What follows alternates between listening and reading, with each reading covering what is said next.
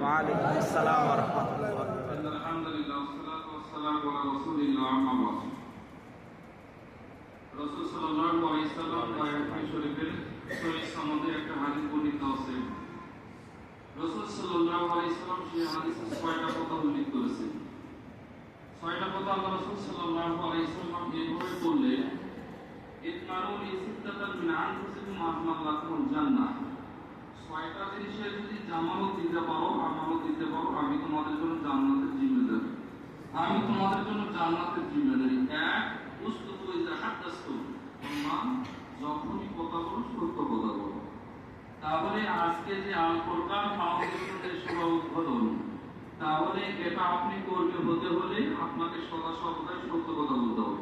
ঠিক না ভাই? ঠিক। তাহলে সত্য কথা বলে জান্নাতে যাওয়া যাবে।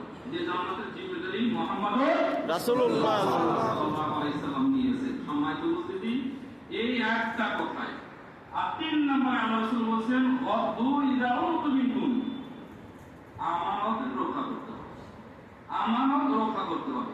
যারা আমরা ইসরাইল ফাউন্ডেশনের সাথে যুক্ত থাকব, আমাদের জীবনের শেষ পর্যন্ত এর আমানতকে রক্ষা করতে হবে ইনশাআল্লাহ।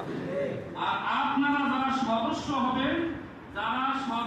হবেন এবং সবাই আমাদেরকে রাসূলের এই হাদিস মানতে হবে যে সদা সর্বদাই হক কথা বলতে হবে। পারবো তো ইনশাআল্লাহ? ইনশাআল্লাহ।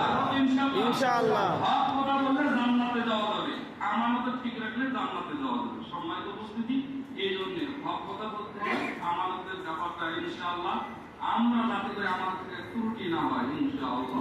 আল্লাহ তৌফিক দান করুন। আমিন। আসসালামু আলাইকুম।